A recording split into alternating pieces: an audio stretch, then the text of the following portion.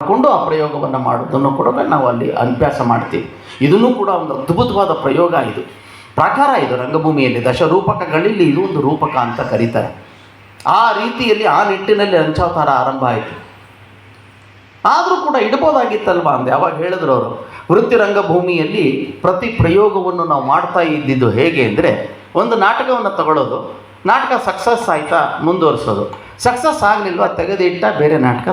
59ನೇ ಇಸ್ವಿಯ ನೆನಪಿದ್ದವ್ರು ಇರುತ್ತೆ, ಇಲ್ಲ ಅಂದರೆ ಇವತ್ತಿನ ಹುಡುಗರಿಗಾದರೆ ಇದೊಂದು ಅದ್ಭುತವಾದಂಥ ಘಟನೆ ಆಗುತ್ತೆ ನೆನಪಿಟ್ಕೊಳ್ಳೋದು. 58ನೇ ಇಸ್ವಿ 59ನೇ ಇಸ್ವಿಯಲ್ಲಿ ನಾವು ಲಂಚಾವತಾರವನ್ನು ಆರಂಭ ಮಾಡೋದಕ್ಕಿಂತ ಮುಂಚೆ ಬರೀ ಸದಾರಾಮೇ ದೇವದಾಸಿ ಎಚ್ ಎಂ ನಾಯಕ ಜನಪದ ನಾಟಕಗಳನ್ನು ಆಡ್ತಾ ಇದ್ದಂಥ ಕಾಲ. ದೇಸಿಯ ವಿದ್ಯಾಶಾಲೆ ಅಂತ ಇದೆ ಶಿವಮೊಗ್ಗದಲ್ಲಿ. ಅಲ್ಲಿ ಒಂದು ಜಾಗವನ್ನು ತಗೊಂಡಲ್ಲಿ ನಾಟಕದ ಸಂಸ್ಥೆ 80 ಜನ ನಾವು ಕಲಾ ತಂಡದವರು. ರಂಗಭೂಮಿಯಲ್ಲಿ ಅಕಸ್ಮಾತ್ ಅವತ್ತು ಕಲೆಕ್ಷನ್ ಆಗದೆ ಹೋದರೆ